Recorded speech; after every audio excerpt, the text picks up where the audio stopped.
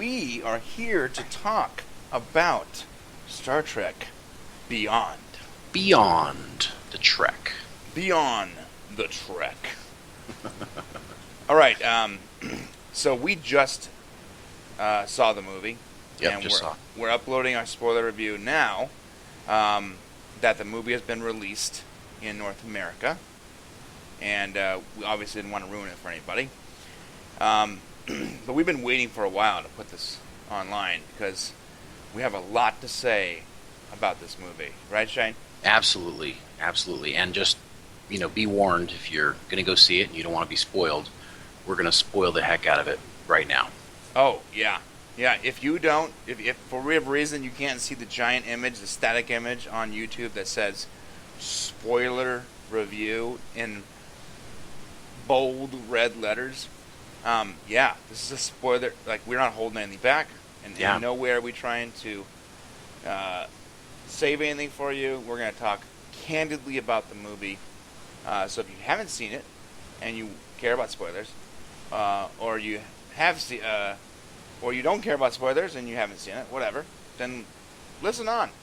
But yeah, they could be blind people too. I mean, you understand, blind people might be here, so yeah, they might not see the big banner that says spoilers. Right, I know, I'm being so insensitive. I'm sorry. You're really, really reaching out there, Mr. Insensitive. Yeah. So on to the movie. I gotta say, I've been holding my tongue on the entire ride home, Shane. Okay, I didn't want to talk too much about it because I immediately wanted to call you and be like, yeah, wow. I feel like it's hard to even share my excitement on the podcast because we're family friendly, but I feel like cursing is needed to express how much I like this movie.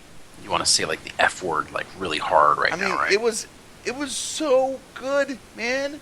My wife, who's not even a Trekkie, is sitting next to me. And there's a point in the movie, which we're going to get to. And I want to get up and cheer. And so I start clapping because it's so good. And she looks at me and she starts clapping. And she's having a good time. And I'm like, I don't remember the last time I saw my wife have so much fun in a movie theater. Not to mention, it was like, midnight, right? So right, yeah. How is she still awake? That's the question. Because I took her to see Star Wars. Okay, and she fell asleep at like minute 30. Star Wars. Right? Oh yeah. Mm-hmm. And another movie that's was an amazing movie. Did not hold her attention. But this movie did. And let's start from the beginning, man. Let's start from the beginning. Okay. You gonna give a little synopsis about what the story's about? Yeah. Want to know? You know what I love about this movie? What's that? The script is that there was clearly 3 separate acts in the movie. Oh yeah, absolutely. And every act was good, but every act that followed was better than the previous act. You know what I mean? Absolutely, because in the first act, while I was visually stunned, I was scared a little bit because the movie was so slow in the beginning. Right. The character build up, I was kind of, when we came into the theater, I think I was texting you, God, there's like 12 people in here. Yeah. And that made me nervous, number one. And then the movie started off My slow. theater too. I was nervous about that. I don't know if they did a good job getting the word out. We'll have to see what the weekend box office looks like. And I know they're smashed in between a couple of other movies. So I'm just hoping that it's a slow burn, like a few other good movies that we've seen in the last decade has happened. And I hope that the word of mouth is going to spread to a point where people are like, yeah, I know you were waiting to see this movie, but you shouldn't wait. Go watch it now. Yeah, and I had the same experience in my theater. The clapping, the crowd engagement, not in the first act, but in the second and third act. In the third act. Yeah, oh. Absolutely. I mean, there were some places where, especially in the third act. I mean, I want to give it. I got to tell you, I was nervous. J.J. Abrams' first 2 movies, I really enjoyed them. They were great. No, they were great. I absolutely good movies. Loved them, and I was a little worried, that Justin Lin was going to direct this one. Yeah, Fast and Furious director. Like I'm seeing the trailers. I'm thinking like Vin Diesel's gonna make a cameo in like a souped up Starfleet Jetta or something. No, I was a little worried about it too, and then they were, of course, blasting some Beastie Boys music and. But it had a purpose. It had well, a it purpose. does. We'll get to it, but and the purpose was so good. Yeah, I was wanted good. to cry. How it was so great. Yeah, that moment was really nice. It's like the people that were complaining about the first movie that had that music in there. Mm-hmm. Justin Lin just shut him up. He's like, you know what? Stop taking yourself so seriously, okay? Yeah, no, you're right. Oh. Yeah, no.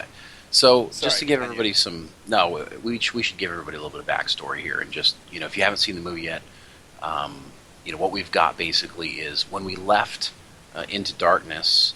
At the end, they were starting their 5-year mission, Right. and this movie picks up 3 years into that mission, and what you have is a self-introspective Kirk.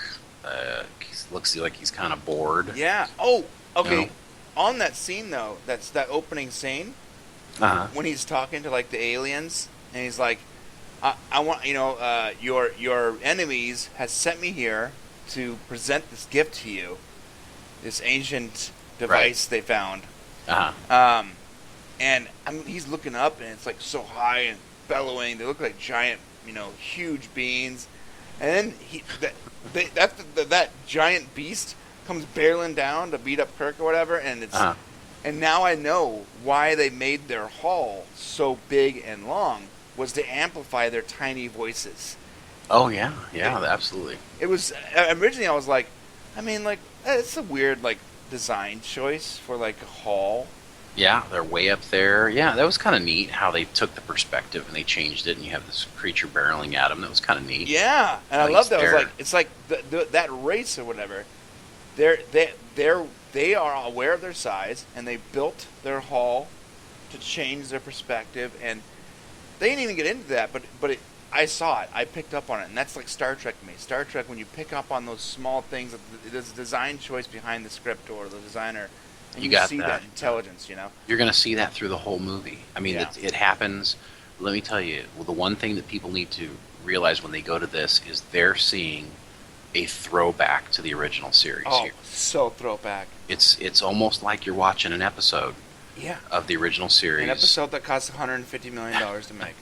And and that's kind of what people needed in this third episode. I mean, we already did, reboot of The Wrath of Khan, and in the second movie, and the introduction of the first movie. Now it was time to get back to what Star Trek was Yeah, about. new and exciting things. I'm so glad they didn't revisit, Yes, another story.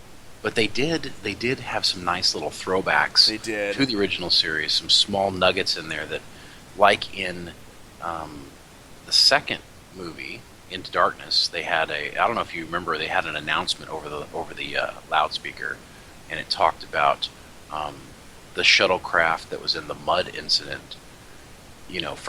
And that's a throwback to I, Mud, which was an episode of Star Trek. Oh, right, yeah, original and series. that's a loved character in the universe. Well, it is love character, and they do it again in this one, in a couple of different places, but specifically when, and we'll get into it. Maybe we'll talk about it a little later, but they do it again. So, do you want to talk a little bit about the synopsis and kind of what happens? And Yeah. Yeah, okay. So basically, the movie's opening, and Kirk is having a hard time with the monotony of 3 years in deep space. Same people, same crew, doing the same thing, waking up, wearing the same uniform. They even have a shot where he opens his closet, and you see that gold uniform times 30 or whatever. that was a good shot. Yeah. That was a great shot. What a great shot. It reminded me of Monk. Remember that Monk? Yeah, he's trying to he's trying to figure out why are they out here? What's the point? Yeah, what's the point? Mm-hmm. And then he goes on this mission where he's just he gets beat up by a bunch of little children, basically. And Yeah. he's like, this is stupid. This is not what I signed up for. He's frustrated for sure. Right. I'm not sacrificing for anything. I'm not building anything here. And you could tell he's getting that way. His birthday's coming up, and he has a great moment with Bones where where he's drinking Chekhov's Jack Daniels or whiskey or whatever. Right. And I thought he would have had vodka. Yeah, I would have had vodka. Yeah, me too. That was great, man. Yeah. But it was a good moment because it really it captured DeForest and Shatner's not completely, like it was their own characters, but I really felt that same connection that I remember feeling when I watched the movies with Shatner and DeForest and Do you know why? You know why that is in that scene that you saw right there? They had almost the exact same similar type of scene. I want to say it was in Undiscovered Country in, I think it was Star Trek V. And what happened was it was Jim's birthday, and Bones showed up with a bottle of whiskey and his birthday gift. And they were actually at Starfleet for this on Earth. And Kirk was contemplating giving up being a captain. So you have that parallelism that goes way back, to that movie. They kind of took a little piece of that here. It's always been a theme in Star Trek. When is the captain going to leave the chair? So it was kind of cool. It definitely was a throwback, and it was a nice moment. And it was just those two in that scene in that movie, and it's just these two again now. And I got to give it up to Carl Urban. The dude is an amazing Bones, man. What an actor, man! He really captures that. He is so Chris good. Pine, he's really capturing the Kirk persona. He's adding his own flavor, but it's. I see it, man. I see it. They all have that little piece. I think Carl Urban, as really Dr. McCoy, more than anybody, embodies the character, and especially in this movie, moves forward. So you got it. They're doing that scene where his birthday, and Kirk realizes that he's a year older than when his father died. So now he's a year older, and what now? Tired and bored. Yeah, and they look tired. They did a good job of making them look old.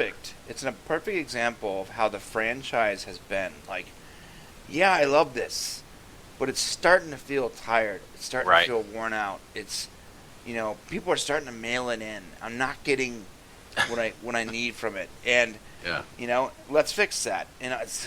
Okay. So, anyways, back to the synopsis here. He's feeling that way. And they're supposed to meet up at this brand new starship. What is it called? Station? Station? It's a space station. Yeah, giant space station. Which, by the way, it was called Yorktown, I believe. Visually stunning. Oh, I was dizzy. At the end of that camera pan. I'm like, because I watched it in 3D. I did too, yeah. And I'm like, wow, good 3D. Fantastic. It was when they finished that camera pan. And what was going through my head during the whole thing was, okay, they've really upped the visual look of this, and it's going to be, they're doing to Star Trek what needed to be done, and that is they needed to take it to another visual place. So they show this deep space station that's just, buildings coming from all different directions. They're upside down, and the gravity is it's basically a ball. And I think they made a joke about Bones made a joke about it being being one of those snowballs, snow globes you shake up. Just waiting to break. Yeah, he really, that was pretty funny. So they're coming in for a respite after they've been out for a long time, and they're going to take a little bit of a break and have some good R&R. So that happens, and right as soon as they get there, basically. Another ship comes in, and it's in distress, right? And the ship's saying, "Oh, we were attacked, and my crew's crash landed on a planet, and we need help. And can anybody help us?" And of course, Kirk's there, and they're going to send the Enterprise out to do it. So they send him out there, and they have to go through this nebula that's never been mapped before. And basically, once they get there, they're attacked immediately by this, something we've never seen in Star Trek before, which is basically thousands of little ships all attacking it. Yeah, like a swarm. Like a swarm. It looks like, they refer to it as like a swarm of bees, kind of. And I thought that they did a really great job of showing that attack and the way they embedded themselves into the ship and then would jump out of their capsules. I mean, that's like that's a way to take over a ship right there.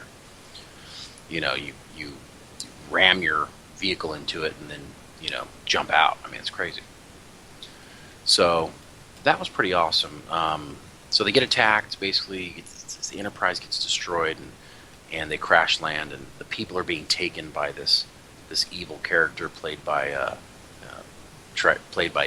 Idris Elba, which is funny because through 3/4 of the movie, I didn't realize it was him. I didn't really look into it in advance who the bad guy was.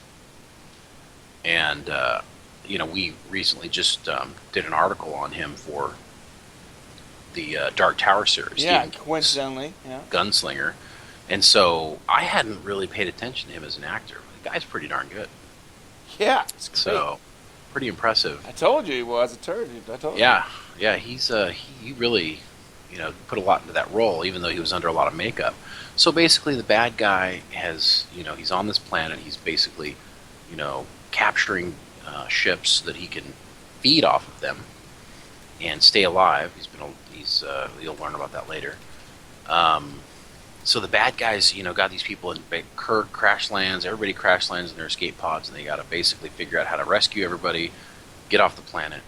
And along the way, they learn that this guy's basically trying to attack the Federation, and so they want to stop it. So they run across some people along the way, and some new characters, and we get a lot of the old characters. So that's basically the story. Yeah, that is the story in a nutshell. But broken into 3 acts, like you said. Yeah, and the 3 acts are great. So the first act is this act, where you're seeing these fantastical things. I have a feeling that people are going to complain, like the hardcore nitpickers. They're going to complain about the size of that space station. Act like that wouldn't have been, around during that timeline, etc., etc. But I want to say something to those people that think that. You remember that you don't know that. Just because we weren't shown that, because the graphics that they could have shown us back in the day when that story was taking place in that timeline, doesn't mean that didn't exist. Like they were on a limited budget with limited technology. We don't have those restrictions now. Doesn't mean that's not part of the lore. That doesn't mean anything. Well, what you saw there was brilliant. The way that they designed that, the people who made this movie, who really thought about the design of a way station out at the edge of space, the way the ship comes in and comes through a tube, doesn't really interrupt. You always get this feeling in these movies that it's all spacey, but they gave this an atmosphere, and it looked like they were almost coming through water. It was pretty awesome. The whole setup. I mean, it showed the stairs docking with the Enterprise. Yeah, and they had the underwater thing, which is in the 3rd act when the Franklin comes out of the. Oh God. Yeah, that's great. Yeah. But it was brilliantly thought of. They spent a lot of time really thinking about the concept of. And you see the of struts Yorktown when they're walking. You see the struts. Like if you feel like you're seeing like the inside of the Titanic. Yeah, basically. That's a good point. They really show you all of it. And you kind of understand how it works, which is great from a Star Trek perspective, because part of why people love Star Trek so much is because it's science-y. So that's one of the pulls. Yeah, and I love that about that. Now, in that first act, there's one more thing I want to talk about in that first act before we move on to the second act, which was amazing. I feel like they spent a lot of time on character development, showing Kirk's dilemma, showing. I love that throwback, that little handout to the fans with the death of Ambassador Spock, parallel with the death of Leonard Nimoy. Oh, that was great. It just made you choke up a little bit. You're like, thank you for acknowledging, the death of this great man that's given so much to this franchise. But the character development was really great. It set up the fact that Uhura and Spock weren't together anymore. Right. Clearly they had something going on. It set up that he was talking to the Vulcan guys, and you don't even see their conversation, but it's important, right? And it's a lot of character development, but the character development is interesting because it's a furthering of the characters you already like from the first two movies. Yeah, basically. I mean, they're showing you, we got the first two movies. We got extremely passionate, extremely energetic, extremely excited people, and their characters were being developed. And now we've been around a while, and now we're ready to think about moving on. Maybe we've been doing this too long. Yeah, you're seeing the Captain Kirk that we know, the her that we know, the Sulu that we know, the characters that we already know, like in their native habitat per se. Yeah, they're already, they're 3 years they're into a veterans. 5-year mission. Yeah, right? they're veterans now. They're not rookies anymore. Right. And Spock, he's with the destruction of Vulcan, now he has to contemplate what he's going to do, and he feels like he owes a debt to his race. So he's like, well, if I have babies with Uhura, they're not necessarily going to be Vulcan babies, so maybe that's not the right thing to do. Now he obviously still cares about her. He's already half human, so he'll just be diluting it further, right? Yeah, they have the funniest part of the whole movie is the joke. Oh God! About tracking her device. Yeah. Oh, it was hilarious. I mean, my wife was busting up laughing. Oh, everybody was laughing. I mean, he starts out with, "Oh, you bought your wife your girlfriend, you bought your girlfriend a radioactive necklace," and he's like, "Oh no, it doesn't harm her." No, it's harmless. And then he's like, "You bought your girlfriend a tracking device?" He goes, "Yes, it's harmless. It's harmless. It's just it has a very unique signature." He goes, "Oh, yeah. So you bought your girlfriend a tracking device?" Yeah. He's like, "Not intentionally." And then at the very end, when she's holding it, that's not what you get that McCoy look where he looks at him. Yeah, when she's holding it, she's like, "Yeah, there it is." Yeah. So great. The second act just jumps to life. Like you get all this character development, and they instantly throw these characters into beyond. I mean, I don't have another word for it. Trouble. Yeah, they're mailing it in, and then they get attacked. Right. I mean, that's basically what happens. They're mailing it in. They're doing their job. They're 9 to 5. Right. Yeah, but all of a sudden, they're getting their butt kicked. Yeah, but this is an enemy they've never even seen before. An enemy which by the way, this is also brings up so much questions. And I love this about Star Trek.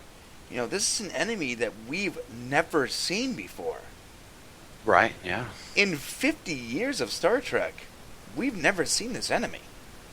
No, we haven't. Not a swarm, not a swarm of small things. No, because it's based on a technology from a race that is long dead, a species that doesn't exist. Yeah, that's true, and he must have modified it somehow. Yeah, it was. Remember, he said these were mining drones. Yeah, but they were mining drones. Yeah, they left behind a bunch of mining drones. Yeah, I mean that's what they were. But either way, this is an advanced race that had an advanced weapon with advanced technology that we've never heard of before, ever, and we still don't know how the Franklin even got to that planet in the first place. And I love that throwback where they're like, it could have jumped into a black hole. A giant green hand could have grabbed it. Yeah, well, of course, that's the green hand is a throwback to the original series in the episode called "Who Mourns for Adonis," which basically the character in that one, the bad guy, was an actual Greek god. Right, so one of the Greek gods who had been on Earth. Well, an alien posing as a Greek god. He was an alien, right, posing as a Greek god. Now he's on his own planet, and he can do anything he wants, anything he thinks. Which is cool tidbit. Dean Devlin said when he wrote Stargate that his inspiration came from that episode. Really? Yep. His inspiration for like the gods posing as gods and building the Stargate system. Oh, that's pretty cool. Yeah, I can see that happening. Yeah, so that was a good throwback, and we don't know how the Franklin got there. It could have been part of that advanced technology. We don't know how the villain lived as long as it did. Obviously, he used the technology in some way that messed with his face, right? Yeah. And which drives me to believe that maybe his entire crew, not entire crew, but a good portion of the crew he has on that planet, some of those people are probably his old crew. Well, see, that is a great question. They never really answered that because there's a lot of soldiers there. Yeah. So They look similar to him, but not exactly the same. is that his crew? Is that yeah? I mean, that's a good I point. think his crew, and they were using that technology that sort of sucks the life out of people. So, and did his whole crew change? I mean, did it? Yeah. So it must have made some sort of change to him, and I thought that was. We don't know yet. Which, by the way, that is how a ton of Star Trek episodes back in the day were. Yeah. They'd introduce a bunch of crazy concept. They would answer some of those questions. They'd leave the rest of it up to your imagination, and they did that so perfectly in this movie. Yeah. You might want to. We should explain why it feels like an episode of Star Trek. I mean, because of the three acts, I think has a lot to do with it. But it definitely has that feel where you have kind of a slow introduction of the characters. Setup, character You know, development, you have a setup of the characters, conflict. you have action, and then the resolution, and then you have the which Star Trek was great at was the final revisit to the beginning, which was the closing where the characters were together, philosophizing. Sort of a fourth act, right? Where it's Kind like, of. let's button this up and make you feel really good about this franchise. Yeah, it's a tie back to the beginning. So they start out talking to each other. They start out kind of contemplating things, and then in the end they go back to that final contemplation. It's very traditional Star Trek.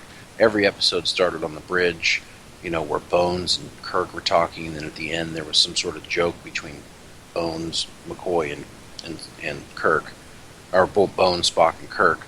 Where they got a laugh at at Spock. Right. Where the characters solve their personal problems amidst this right. gigantic galactic issue.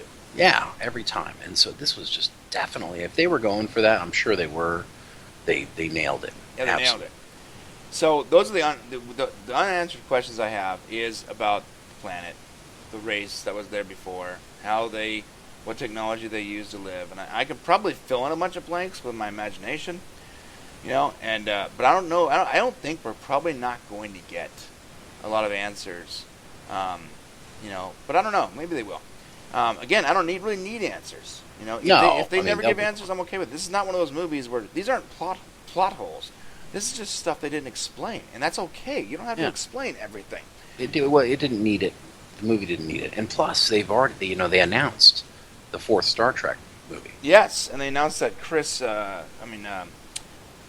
No, you're right. Thor, Chris Hemsworth, thank you, Chris is Hemsworth. going to be coming back as Papa Kirk. So you know what that means, right? I think it's going to be the door. Remember the door? What do you mean? You know that the door to nowhere, whatever, that episode where I don't think that's going to be it. you think they're going to do time travel again? I think, yeah. So earlier this year, or late in 2015, Disruptor came out with a game called Star Trek Timelines. You can download it on your phone, right? It's a great game, or at least for the first week or two you play it, it's pretty great. And then you have to start putting money into it. Right, typical mobile game. Right.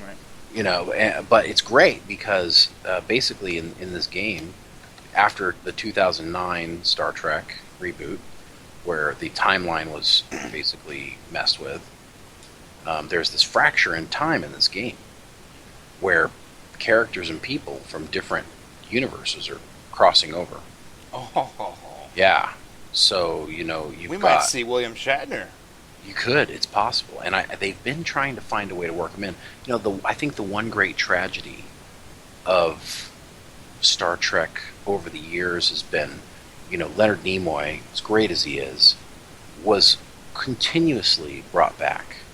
Yeah. In the movies, in the other series, because his character could live a long time. That's great. So, right, but it was also it was sort of at the sake of other characters too. They're like, well, it's easier just to bring back Nimoy's character. Right, easier. He's loved. He has the backers. Yeah, but I think William Shatner was kind of thumbed.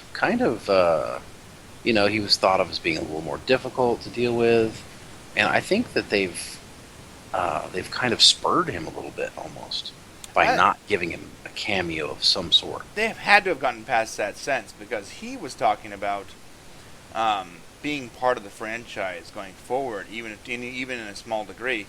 And now we didn't see him in this movie, but we did see a picture of him. We did. Could be a setup. It could be a setup, dude. Well, I mean, I'm not sure. I think I think that was more of a closeout, which it was done perfectly. And in the third act, you might as well tell people, it's basically because Ambassador Spock dies. The current Spock, played by Zachary Quinto, he basically goes through his personal stuff and finds an image of the Star Trek crew from the original series, but it's a picture of them probably from like the Undiscovered Country, probably the fifth movie, Right. maybe the fourth or fifth movie, and it's a picture of the whole crew, and that was just I mean, that was like a tearing moment, almost like you almost want to tear up over that. Yeah, my wife did, bro. She had a little tear in Oh, her yeah. eye, and she's not even a huge Trek fan. She recognizes it from me watching it. Yeah, I was gonna say. And I saw her rubbing her eyes. Yeah, looking at the picture, I'm actually looking at it right now, and I want to say this picture might even be Star Trek 4, when they came back for the whales, Yeah, you Voyage Home, the voyage home. Yeah. which is Pretty arguably sure. one of the best Star Trek movies ever made.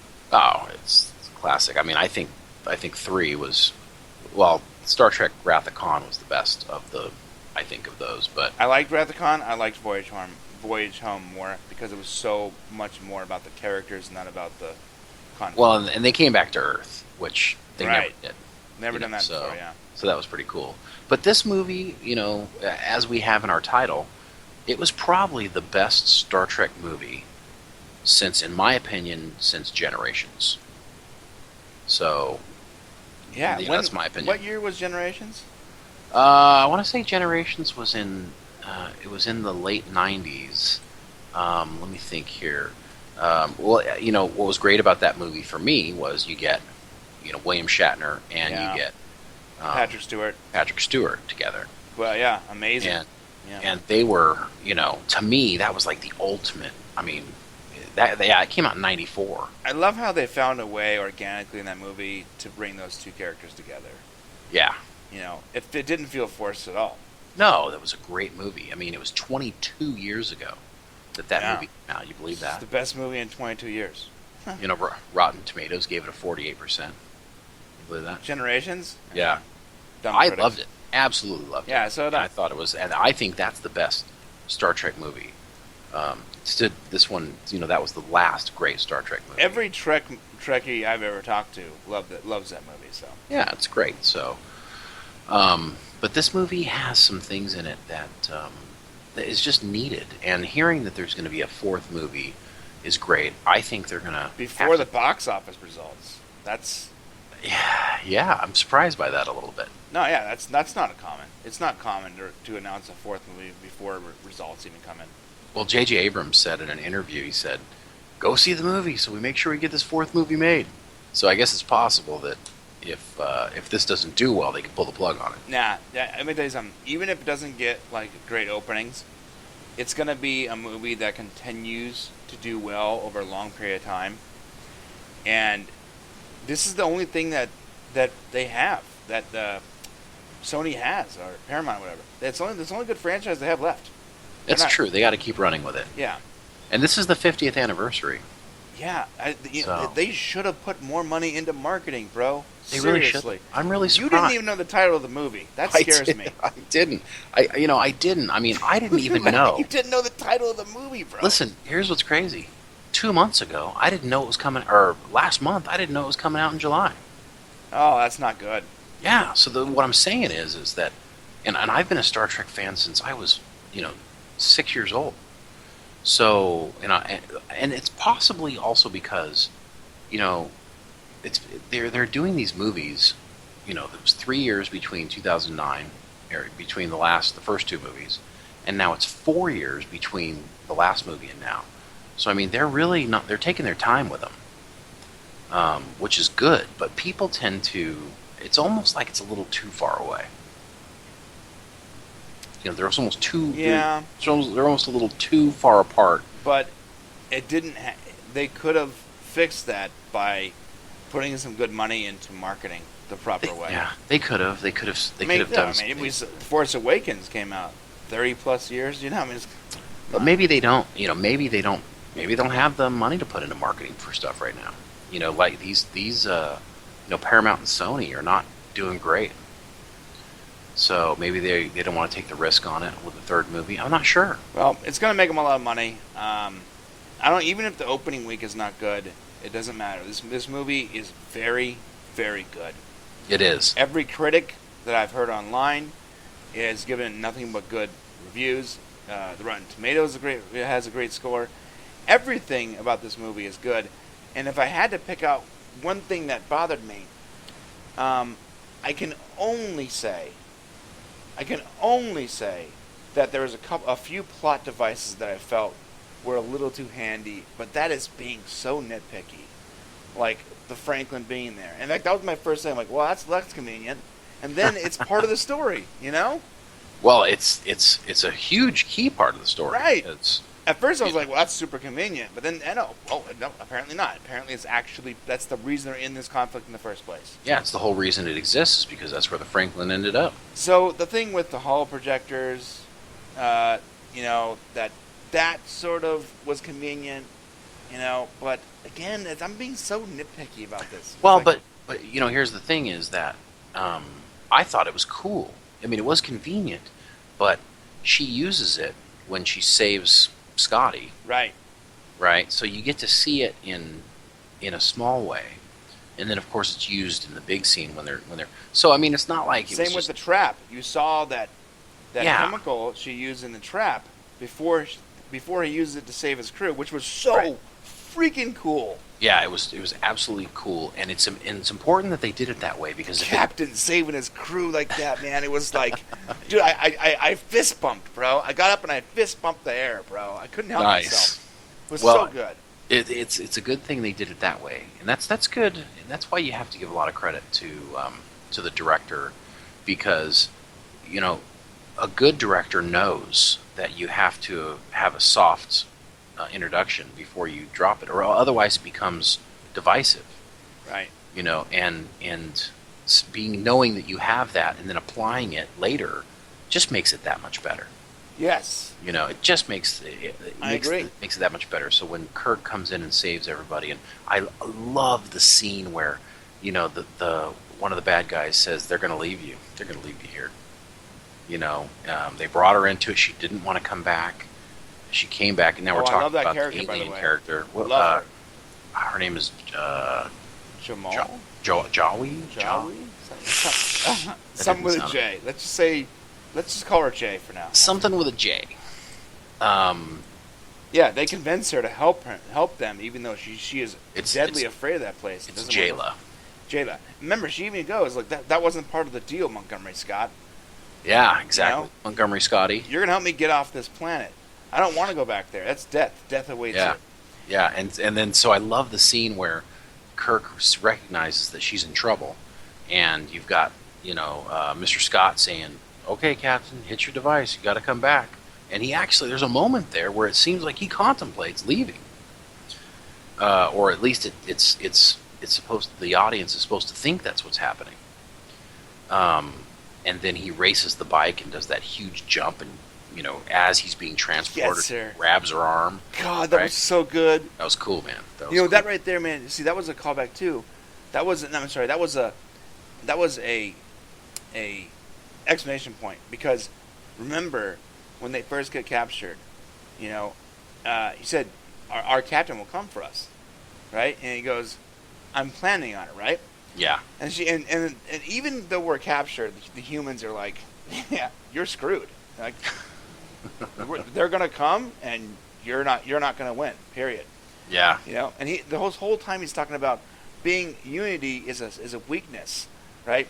All these anti-humanity type of rhetoric, and they're just like, no, he's coming for us, and like pure faith in the teamwork, the community, the unity. Oh yeah. Crew. And so that was a good explanation point. Like, yes, that she wasn't part of the crew, but she is now. And Captain's going to save his crew. Period. Yeah, absolutely. Yeah, exactly. And I love the little quote that Bones gives her.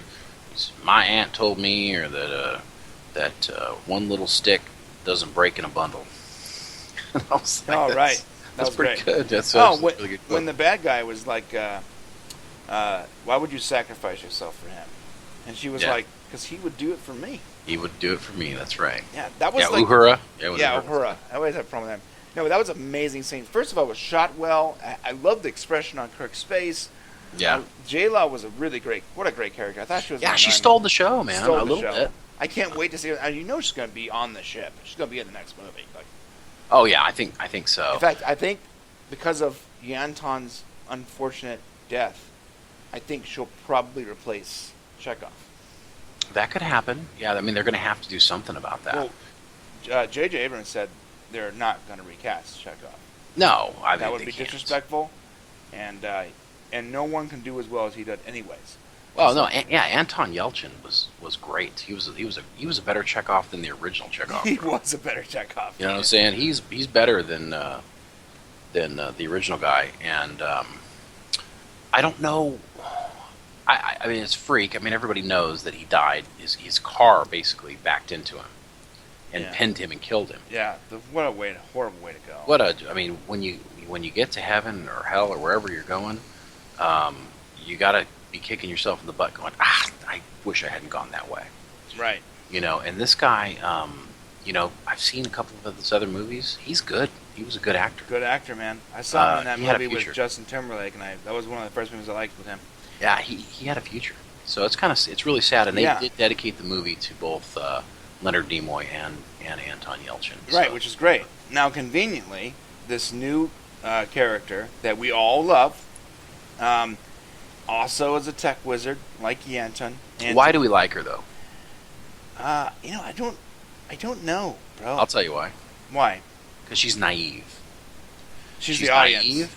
She's the audience, bro. That's exactly. That's why you always fall in love with the audience. That's You how it always works. do. Yeah, and she was a character in a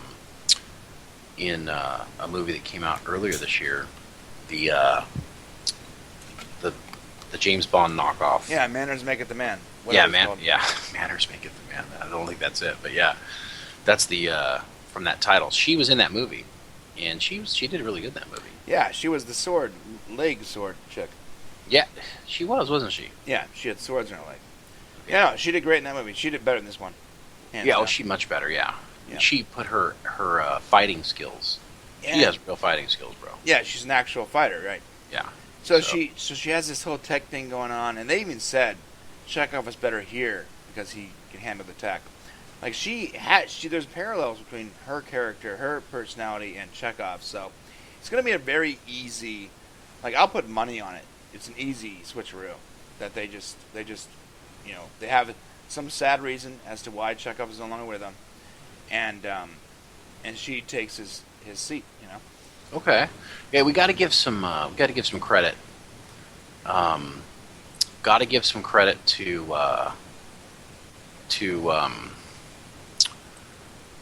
Simon Pegg. Oh, he's the Because writer. Simon So- Pegg was one of two writers on the film. Yeah. The original writers left, and he stepped up, and he made it better. You know, he's a huge Star Trek fan Yeah. and wanted to be Scotty from the beginning in these movies. And he actually made the script really great. I think that's a big reason why it's so. You felt like the characters were so really developed, and the jokes were funnier. I mean, Simon Pegg's a funny guy. Yeah. I mean, I think is I he agree. a comedian? Yeah, he started off as like some kind of comedy thing. Yeah. So I mean, he really made. I mean, the stuff between Spock and Bones. Oh, When it felt they're so stuck together? organic and real. It was exactly what the movie needed. In fact, I would argue that up until that point, I was concerned about the movie. Up until the interaction between those two start when they land on the planet, I was worried where the movie was going. And when that happened, I started getting a lot more comfortable because I'm like, okay, we need this. We need the development of these two characters because not only is Kirk and Spock great friends, not only is Kirk and Bones great friends, but Bones and Spock are great friends. Right. In their the own series. In dysfunctional their own- way. Yes, in their own way. They love each other. Like when he And- suggests him to come with him on the mission, he's like, "You green blooded." See, we got it finally. This was the movie that we got the connection between the three. And at the end of the movie, when they're all three standing there looking out at the Star Trek, at the Enterprise being rebuilt, you don't know that's what they're looking at. But when they're all three standing there, it's a nice throwback to the original movies where they said, I knew I wasn't going to die because I'm alone, because I wasn't alone. Kirk said he always knew he wouldn't die because he wasn't alone, right? And they just had this tie, these three characters. And that was necessary because that's what made Star Trek great. The reason why Star Trek was a great TV show in the 60s was because of those three characters, those their three relationship. characters. There would be no Star Trek The Next Generation. There would be no Voyager, Deep Space Nine, Enterprise, anything else. There would be no reboot series. There would be no movies if it wasn't for the relationship of those three characters. Like that scene when they're in the valley and he's like, well, at least I don't die alone. And then Spock gets teleported pulled out. away first, yeah. No, it was like, great. Typical. Yeah, that was really... thank God that they had that. And then you had some really good scenes between Kirk and Chekhov. Yeah, it showed that I really felt like the crew had a real connection with each other. They did, right? Like the Sulu connection when he goes, "Are you sure you can do this? Are you sure you can fight this thing, Sulu?" And he goes, "Is that a real question, Captain?" Or whatever he said. Yeah, he said, "Are you serious?" Are you serious? Or something like that. Yeah, are you serious, Captain? Yeah, it was just it felt so like I feel like that those actors are really actual friends at this point. Yeah, it feels that way. It does, and I had a hard time actually with John Cho in this series. I originally did too. Because I'm like, wait a sec, that's Harold and Kumar. Or, right. I'm having a hard time seeing waiting for a pot-smoking guy. Up a joint or something. You're right, yeah. I'm just like, but he's done great. I mean, by the third movie, I'm completely over it. He's Sulu. And what did you think of the obligatory gay reference in there? I was surprised that I wasn't surprised, I guess, but I wasn't surprised because I read about it, but oh, did you? I actually agree with George Takei. It's 100%. It was unnecessary. So that's the funny part about it, right? George Takei is gay, right? He came out. But they showed the scene that just didn't in any way advance anything. No, I think that they did. This is what's hilarious about it, is I think they did it to honor George Takei. Right, they did. Yeah. Because he's gay. No, but they did. They said they did it. Well, of course, yeah, right. And so now, but then to have it actually happen, they make the movie, and then George Takei goes, "Oh no, that's terrible. Why did you do that?" Yeah, George Takei. His character wasn't gay. What's wrong with you? What's wrong with you? Oh, I think it's hilarious. I love what George Takei says. Timeline or not, it doesn't change someone's sexuality. Well, which is why, and I appreciate that because I think gratuitous anything in a movie, whether it's having something be the point, because in today's society, maybe it's a better reflection to have a gay couple there. Sure, it doesn't mean I can see that being an arguing point. Because we had this discussion in a few hundred years, right? Yeah, I mean, we had this discussion in Independence Day. That was nowadays. That was also gratuitous. Yeah. Well, they made one, and it was gratuitous. This is gratuitous in a way. Because, at least this didn't take you out of the movie. With Independence Day, that literally took me out of the movie. Well, in Independence Day, it was slight, but it was there, and it was forced. Yeah. It was forced. And in this movie, it was literally a blip on it, and it was supposed to be a shout out to George Takei, and I don't have a problem with it. I don't have a problem with it. I don't think it hurt the movie. I think it's at all. funny. I just find it hilarious that George Takei thought it was a bad idea. Here's the deal. I don't think it hurt the movie at all. No, I also don't think it advanced the movie. I thought it was just whatever. No, I mean, if anything, it's going to be like. And it didn't advance the character, No, not in the least. It didn't do anything. Nobody thought any different of Sulu. Yeah, it was just a nod to Takei, and the funny part about it is that Takei didn't want that nod. In fact, that's what makes it. He's annoyed that nod even happened because it messed with his most beloved character. Well, and that's what makes it even newsworthy, I think, anyways. So right, which makes it funny. So you got this wonderful movie, and of course, we talked about Idris Elba. I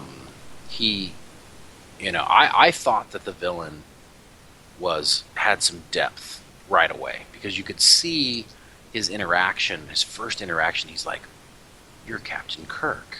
You know, when he's on the ship right there, and he kind of gets a hold of him, and they're kind of fighting. And he's like, "You're Captain Kirk." You know, it's like he knew, you know, because he had been listening, I guess, to his. Right, but it really log. showed it. That character, Elba, managed to somehow show how old that character was without telling you. I think so. Yeah. No, I got that.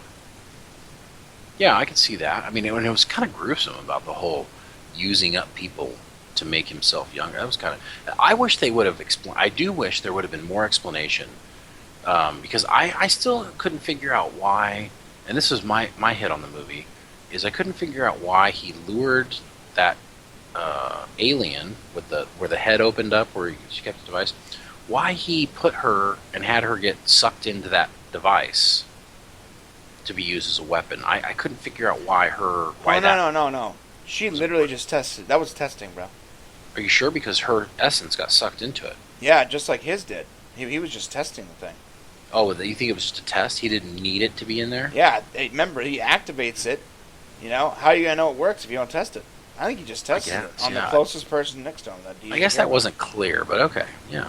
In my head, I thought he's just testing the weapon on this random person. Although I love how Kirk hit it inside of her head. That was sort of cool.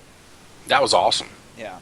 Yeah, but what's interesting is I'm not sure. I mean, it is awesome, but you didn't know. And we said, "Hey, come here." We couldn't figure out where the darn thing was, but we also didn't know that character's head opened up. Right. That was the reveal. It was good. It was maybe like a magic trick. No. I mean, maybe it was a magic trick. If I had known, maybe you want to give the audience a chance to figure it out. I feel like, but if they gave us a chance to figure it out, then it wouldn't have been surprising. And Kirk knew that it wasn't obvious that her head opened like that, which is why he put it in there in the first place. What a great place to hide something. Yeah, maybe the surprise. I was surprised by it. Yeah, I was definitely surprised by it. I don't know. That might have been a little forced to me, a little bit. You know, obviously and I was thinking, you know, the bad guy's got to get his hands on it at some point for us to end up having a. Well, the bad climax. guy figured out that the crew was the most important thing to Kirk, and also what he trusted the most. True. Yeah, no, that was a good point. So you assume that one of the crew had it, you know. And he was right. He was right. So, can we get to my favorite part about the movie? Do it. Yeah. The Beastie Boys. Oh my God, it was so good. But now, why was that cool? Oh, okay. So here's why it was cool for a variety of reasons. Number one, the bass. Just look at it for face value, right? Surface level. Cool scenery. Really cool idea. You know, the music and the editing was very well put together. It's very music video-like, very pumped. Yeah, but do you remember that song? Let's look at the depth. That was the song from the first movie. Right, when Kirk was a kid. When he was a kid. Yeah. Right. That was also the song that people gave J.J. Abrams a little bit of a hard time about. Right? Like, a little bit of a hard time? Huge hard time. Oh, they were like, oh my God, there's no Beastie Boys in the future. Oh, and I love how they brought that back. And then he just said, you know what? Shut up and watch the movie. Hey, we even got some Public Enemy in this thing. Yeah, and I love that she was like, it's loud and screaming. I like the bass and the screaming, or the loudness. It was hilarious. No, but it's besides the out of the movie context. The fact that it was a song that we recognized from the first movie, that he recognizes. He does. He said, "A nice choice." Right, and a song that it's on the scientific level would probably have that level of volume or frequency they needed, considering how much is going on in that song. Yeah, that's true. But the editing and the way they put it together, like they're beating this unstoppable swarm with a Beastie Boys soundtrack. That's pretty cool. That should be something that I'm complaining about, but it was so well done. I can't. I was cheering, bro. We were all cheering. I know, it was great, and the way the music. I mean, I loved how he was riding the wave, it was like flamed. The Franklin was like riding that wave as it was trying to engulf him. It was like, it was cool. And then when they go, give the space station the frequency. And then those things are all breaking into the space station. And then right when he goes, I can't. they just blow up on the space. Yeah, it was awesome, man. Oh, Yeah, man. no, it was great. It's too late for me to be excited, but let me tell you something. If you saw my face right now, if you were able to see my face, that was so good. I was so happy with that moment. The entire theater was happy with that moment. Oh yeah. And while it should have been something that we could have complained about, it was so well done. It's on the other side now. Now I love it. I love it. Well, and we complained. I mean, I complained when it came out originally because I'm like, wait a sec. I mean, they used that song. Well, I complained twice because they used the song already in the first movie, and now it's back again. But they used it in the context of you thought, oh wow, they're just using it as part of the trailer. So I do love the fact that they incorporated it into the movie. I love that because people were like, "This trailer sucks. Movie's gonna suck." Yeah. What they don't know, after seeing the movie, now I watch the trailer and I'm like, "Oh my god, this trailer's perfect." Now it seems like, oh, that's great. This trailer was depicting the movie without giving you the whole story, which is what a trailer should be. Yeah, I'm tired of trailers that give it away. I know, I hate it. I love the fact that these movies, and you know what? I think this one reason why it might not be doing great was, or initially at least, the movies don't give anything away, bro. I mean, the trailers don't give anything away They at all. don't. I love that. I love that about A them. lot of people don't like that, though. You know. I don't understand how. Just go to the movie and be Just surprised. go to the movie, man. Like I hate people like, well, I don't want to spend money on this. So it's gonna be good. Well, I mean, like, don't you think that your experience is gonna be less if you already know the story? Yeah, man. I don't know. I got to tell you, I don't want to know. I don't want to know. I want to be teased, and then I Right. want to find it out for myself. And this movie did so good doing that. It really did. So on that so the music thing was fantastic. What a great way to take this ancient ship and just save the day. Now the final act, the resolution, when those three ships get into the station, and he's like, Bones, you know, get him to go this way. And Bones is like, why? He goes, let's just do it. And Bones doesn't even flinch, just does whatever his captain says. And then you see the Franklin come up out of the water, dude. Oh yeah, and stop it like a backstop. Oh, Yeah. God. That was awesome. Dude. I was having Bones flying that thing was out of character, and yet so cool at the same time. And you know what's crazy? Because he's complaining about it the entire time, the audience that knows that character is like, yeah, that's what Bones would do. He'd be complaining He would. about. So the great thing is, this is what I like about that moment, is it gives you that like that oomph, that last hurrah, that last fist pump. You know what this movie did for me is what Independence Day should have done for me. But every time Independence Day had the opportunity to really give me that explanation point on a moment, it didn't. Yeah. This movie, every time they have the opportunity to give you an explanation point or a period, it did. Every single time. That's a good point. It didn't let me down, not once. Yeah, I totally agree. Can we also give a shout out to Zoe Saldana? She did great, yeah. Dude, this girl is she has a weight in movies. It's hard to explain. There are not a lot of female actors in these sort of ensemble roles that carry themselves so well. I mean, like a Scarlett Johansson. I mean, she really pulls a lot into these movies. You know, even going back to Guardians of the Galaxy as Gamora, and now here's Uhura. She really has on-screen presence. I'm totally impressed. Even going into the third movie. I mean, she did good, and I always had sort of a problem a little bit that Uhura was a prime character, but she didn't play a hugely significant role in the original series. I mean, she was shown every time, and she went on some away missions, but not many. And now in the reboot movies, she's like, a main player in a lot of the stuff that happens. So that was a little bit at first, but I am totally sold on one where they've taken this character with her. So totally impressed. Yeah, I completely agree, 100%. I wasn't a huge fan of hers in the first movie. Right. But she's grown on me big time, and every movie so far I've seen her, she's done great. Speaking of that, the comparison between the first movie and this movie didn't have like gratuitous, you know, sexual innuendo. Uh, Like Into Darkness. like Into Darkness and the first movie. I mean, even the first movie had that moment where like, you know, they had moments where they sort of forced you to, oh, so why is this person, Carol, whatever her name is randomly changing in the middle of the Yeah, that was.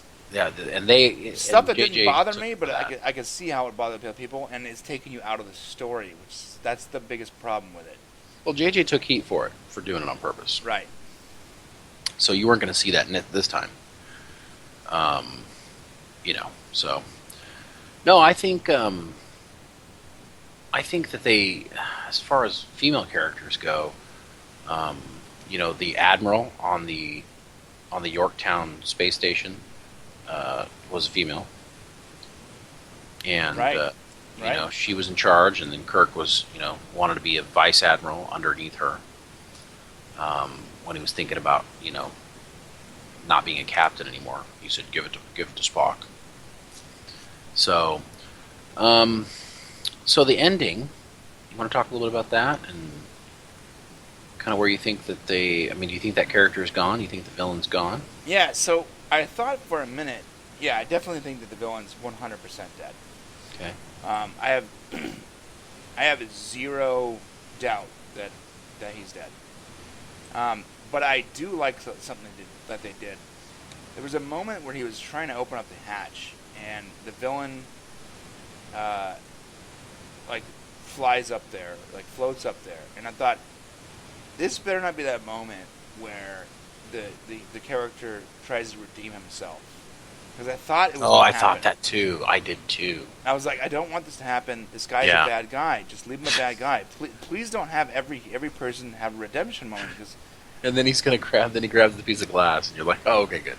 Right, exactly. And then he sees himself in the mirror, and he sees that he isn't a good guy, and that, whatever interaction's going on, you see a lot of mental things happening in Elba's head, and then he grabs a knife, and the glass, and he's like, "Let's finish this."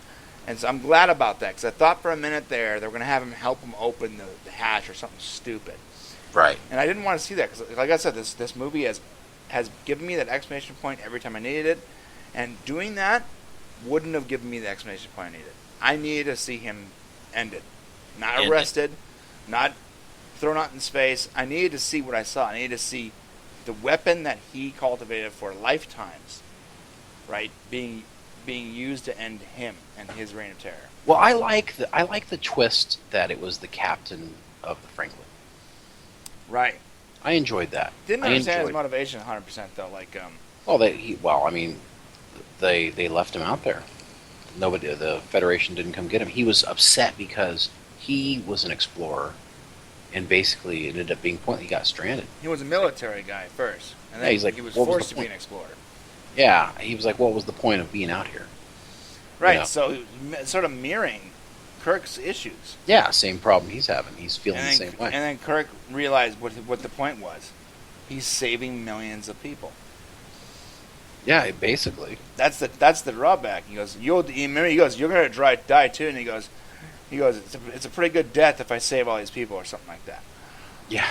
Yeah. Yeah, well, and he also said, I think Kurt tells him, he goes, "You won. I mean, you ended the war." I think, The Romulan War, yeah, you helped us win. I mean, it was, And he was like, yeah, but now you break bad bread with these people. I know, right? Yeah, He- yeah. So, Old no. soldier couldn't let the Vietnam War go, whatever. Couldn't let it go. Yeah, no. So I mean, that's all I got. This movie's great. I really suggest you guys watch it. So the reason that there's a little slight gradient on our star system here is because Shane gave the movie a 4. I Yep. gave the movie a 4.5. So what you're seeing is an average between those two, like a 4.25. And the only reason, for me anyways, that it's not a full 5 stars, is that I can see how there could have been things that were explained a little better, that could have given audiences, members that aren't Trekkies, a little more heads up. But I can also see the other side of it, where it's like, I like that that moment where I realized the design of that chamber was to amplify their voice and to change the perspective because they have a problem with how small they are. And Yes. I like that they didn't have to explain that to me, and I saw that immediately. Yeah. But on the flip side of that, there's going to be people that don't understand that, and you Yeah, can't please everybody. You know? No, you can't. I gave it 4 out of 5 stars because basically for the first act, and I just, even though it wasn't a bad way to do it, I just felt like I have a hard time coming into a movie with my characters. I felt brought down a little bit, that they were brought down. Yeah, okay. And it was necessary, I think, for the story, but at the same time, I didn't really enjoy myself in the first act. Yeah, we're on the same page, because another reason why I didn't give it the full 5 star, besides the fact that I think some plot holes exist, not plot holes, but like unexplained things exist, was the same reason. Was I felt like the first act was a little bit slow, just a little bit. Even though I found it good, it was a little bit slow, and that it was a little bit too like they didn't show the crew interacting like in a positive way in the first act.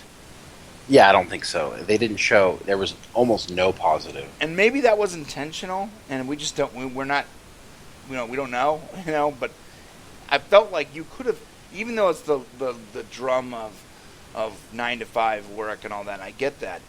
You could have shown a little. And maybe they did try that though with the whole like interaction, relationships and all that. I don't know. I mean, in the original series, It's not a 5-star movie, but it's not. But it's really close. Yeah, it's definitely better than pretty much anything we've seen this year, I think. Yeah, I agree, bro. And you have to understand that includes Apocalypse. That includes, all the movies we've seen this year. Batman vs Superman. Batman vs Superman. Like, I love Batman vs Superman, but I didn't give Batman vs Superman 5 stars either. No, I didn't either. To me, Star Wars wasn't. I loved Star Wars. I know you did, and But I'm not going to give I wouldn't give Star Wars 5 star either. Because there was moments of Star Wars that were slow. Yeah, I didn't give. Yeah, I just basically Too on slow. Princess Leia. I don't mind slow things, and Princess Leia was not good in that movie. Yeah, so I mean, but there's potential there. But there's a lot of good things about the movie. So I gave it a 4 stars. The thing about Star Wars is, besides the Princess Leia thing, and that's not a spoiler for that yet, but besides the Princess Leia thing and the pacing, I did feel like I don't mind slow movies, but there was things in Star Wars that seemed like artificially drawn out that wasn't necessary. Well, I got to tell you, in our movie theater, of course, they're showing the previews for Rogue One. Right. And people got really excited about that. Yeah. People, I want to see it too. I mean, yeah, I'm ready for it. No, it's gonna be great. I am too. And we know it's going to be a good movie, but is it going to be a 5-star movie? And what makes a 5-star movie? There's a whole lot of 5-star movies out there. So the first Matrix movie is 5-star. Oh, absolutely. Yeah. Tombstone is a 5-star movie. All right, stop it. You're proving me wrong here. There's plenty of, I guess, that 5-star.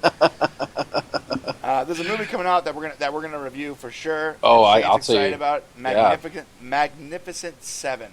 Yeah, that's going to be a good movie. I don't know if it's going to be 5-star. Let me tell you what I predict is going to be a 5-star movie. You ready? Mm-hmm. Suicide Squad. I think it's going to be.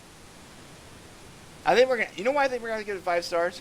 It's going to be so different and so refreshing, and so good that because we don't have any other movie to compare it to, it's going to have by default have 5 stars. Maybe. I'm a little worried that the trailer did such a great job of matching the speed of the trailer to the music. I'm worried that we've seen the great scenes. That's going to be disappointing in that movie, but I'm really looking forward to Suicide Squad. I would say that if I had seen any more, but realistically, there's been 5 trailers, and every single trailer has been just a different compilation of the same footage. It's very similar. Yeah, that's what I'm saying. They've used the same footage. That's what I'm saying is hopefully there are more jokes than what's in the trailer. Yeah. Maybe they're you just know. not giving that much away. Hopefully, like the I Star hope Trek. they're not. I hope they're keeping it close. But if the movie works at the speed of the trailer or has the flavor of the trailer, because I mean, when they change up the music and they start going with that fast music with the quick cuts. I mean, Oh that's yeah. Ballroom Blitz. the ballroom blitz. Yeah, I mean Great soundtrack.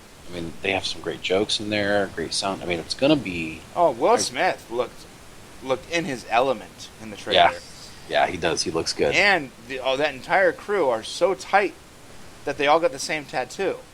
You know, that's a really good tell that these guys are having so much fun together that they get the same tattoo. Like, Yeah, and watch out for Jared Leto, man. yeah, I think he's gonna blow you guys away. I mean, he was so good in well, I mean, every movie he's been in so far Everything has yeah, been the great. dude's- So. The dude's awesome. His acting is definitely better than his music. So on that note, the next movie we're going to review is Suicide Squad. It is Suicide Squad. Comes out in 2 weeks. And I suggest that if you haven't seen this movie and you watch maybe you watch the spoiler review because you're like, I'm not going to go see it until it comes out in trailers and I want to know about the story. Look, we haven't done it justice, you guys. So if you haven't seen this movie and you're still listening to this review, please go watch it. It's so good. Go check it out. And let me tell you what, before you go watch it, go to mixtees.com and pick out a Star Trek shirt. I'm wearing one. I'm wearing the Damn It Jim. I'm a doctor, not a take your pick of jobs. I love that one. My favorite one, though, is the Trek Yourself Before You Wreck Yourself. Representing the 1701, son. Right? I think they're hilarious. Go to mixtees.com, Star Trek, and check it out. There's, 20 shirts there to choose from, 20 different ones. You can go all the way back to the original series and all the way up through. There's stuff from the Next Generation. Definitely a place to get great Star Trek shirts and tons of other stuff.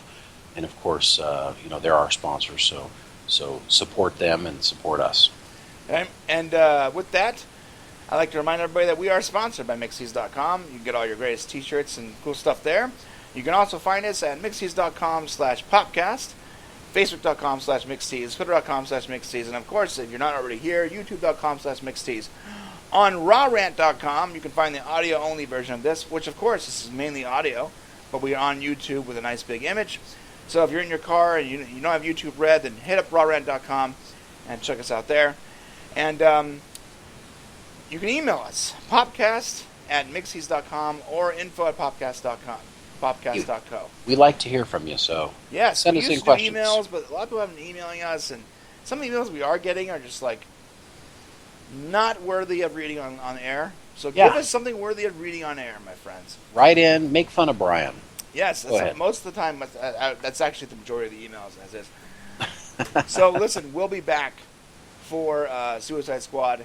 And until then, go watch this movie, have a great time, and we'll see you on Mixtees.com. See you then. Bye-bye.